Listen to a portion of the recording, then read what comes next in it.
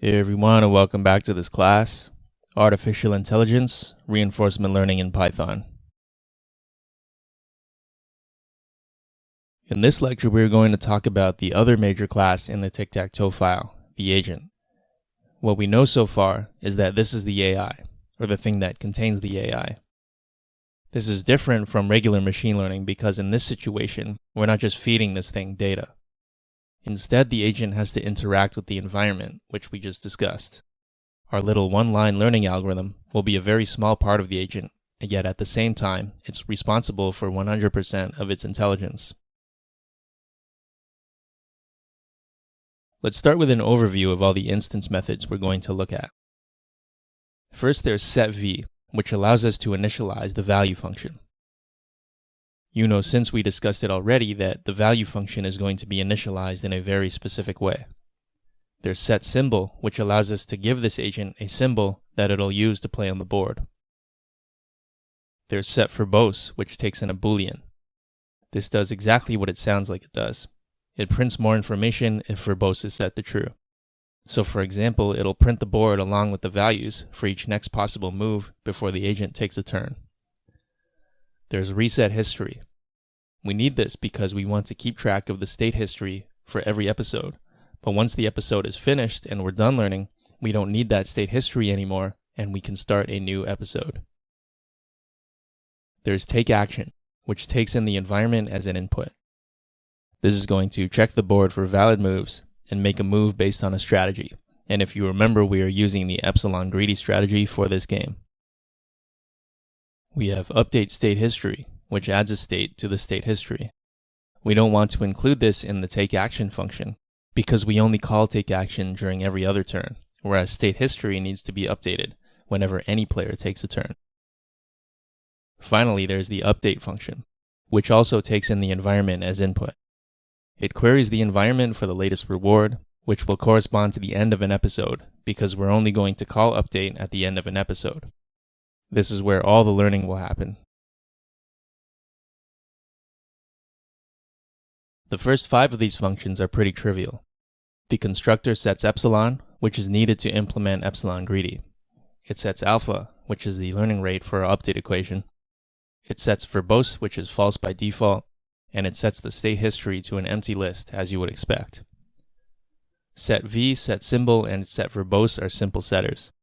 ResetHistory just sets state history back to an empty list. Next, we have the takeAction function. Remember that we are doing epsilon greedy, so with probability epsilon, we'll just do a random action. Notice how if verbose is true, we print out taking a random action. Now, in order to take a random action, we need to make a list of all the possible moves. This is equivalent to all the positions on the board where isEmpty is true, which we can call because we've passed in the environment. Once we've made a list of all the possible moves, we choose one with uniform probability. Next, we have the greedy part of epsilon greedy. In its simplest form, what we need to do is very similar to the random strategy. We're going to loop through all the positions on the board, check if it's empty, and if it's empty, check its value.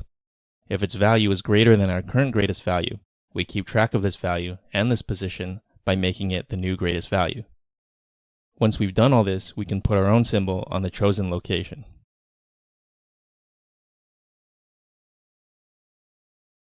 The greedy part gets a little more complicated when you consider printing out the verbose information.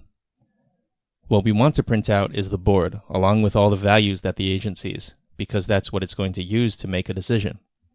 So in the first loop, we want to create a mapping from the ij coordinate to the value. Then if verbose is true, we print the entire board. And if the position is empty, we print the value. Otherwise, we print the symbol that's placed on that part of the board.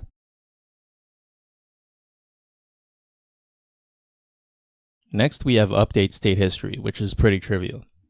You already know state history is stored as a list, so we just need to append to that list. We could pass in the environment here and call getState, but recall that this requires some calculation, and that we need to update the state history for both agents on each round. So it's faster just to calculate it once and pass it in.